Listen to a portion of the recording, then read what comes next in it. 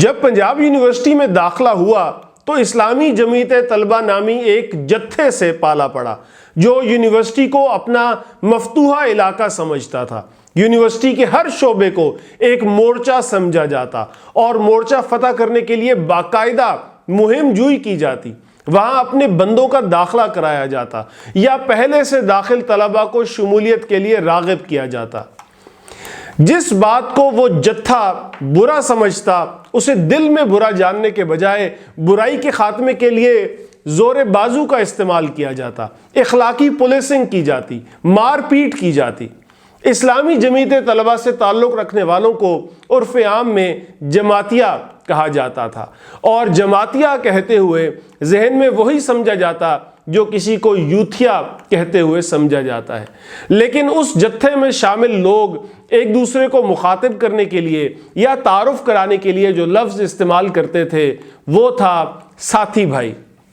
Film ہاتھی میرا ساتھی دیکھ رکھی تھی، لفظ ساتھی سے واقفیت بھی تھی لیکن اسے برتا نہیں جاتا تھا۔ دو باشرہ نوجوانوں کو ایک دوسرے کو ساتھی بھائی پکارتے سنا تو پہلے پہل حیرت ہوئی، پھر عادت ہو گئی۔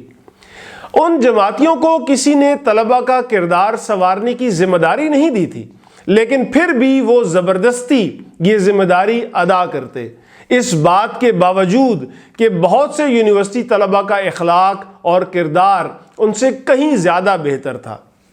وہ لڑکے جو اپنے گاؤں دیہات میں محرومیوں کا شکار تھے وہ اسلامی جمعیت طلبہ میں شامل ہو کر بدمعاش بن جاتے اور اپنی محرومیوں کا بدلہ جمعیت کے بل پر دوسروں سے بدتمیزی کرنے اور مار پیٹ کرنے سے لیتے۔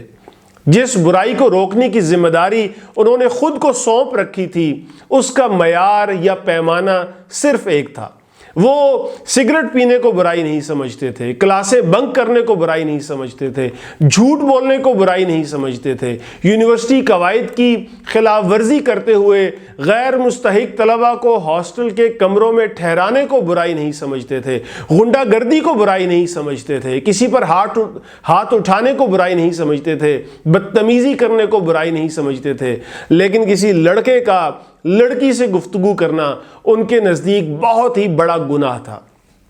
یہ جماعتیے کردار سدھار مہم پر ایسے نکلتے جیسے کوئی شکار پر نکلتا ہے۔ ان کی ذہنی وسعت کا یہ عالم تھا کہ جہاں کسی لڑکے اور لڑکی کو گفتگو کرتے دیکھتے تو یہی سمجھتے کہ ضرور کوئی گندی بات ہو رہی ہوگی۔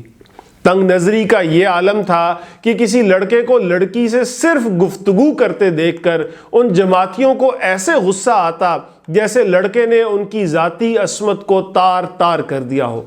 ان کے ذہن میں یہ کانسیپٹ ہی نہیں تھا کہ ایک لڑکا اور لڑکی آپس میں بالکل نارمل باتیں بھی کر سکتے ہیں، ایک دوسرے کا مزاج پوچھ سکتے ہیں، ایک دوسرے سے وقت پوچھ سکتے ہیں، نوٹس کا تبادلہ کر سکتے ہیں، کسی علمی مسئلے پر فکری گفتگو کر سکتے ہیں۔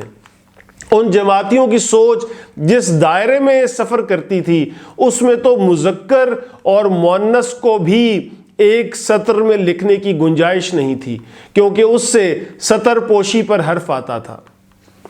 اب چونکہ ان کی جماعت نے انہیں دھونس دھمکی اور مار پیٹ کا اجازت نامہ دے رکھا تھا تو وہ اس خود ساختہ اجازت نامے کا بھرپور استعمال کرتے، جس کے انجام پر مضروب کبھی صرف سنی پلاسٹ سے کام نکال لیتا اور کبھی ہڈیوں کے ڈاکٹر کے پاس جانا پڑتا۔ عزت نفس مجروح ہو جاتی، جسم کے گھاؤ تو بھر جاتے، روح پر لگا گھاؤ رستہ رہتا۔ ان جماعتیوں کو پنجاب یونیورسٹی کے طلبہ پر ظلم کرنے کے بعد کشمیر اور فلسطین کے مظلوم مسلمانوں کا درد بھی ضرور اٹھا کرتا تھا اور وہ دیگر طلبہ کو جمع کر کے یونیورسٹی کی حدود سے باہر نکلتے، کچھ دیر کو ٹریفک روکتے، دونوں مقبوضہ ملکوں کی آزادی کے لیے نعرے لگاتے اور پھر مقبوضہ پنجاب یونیورسٹی میں واپس آ جاتے۔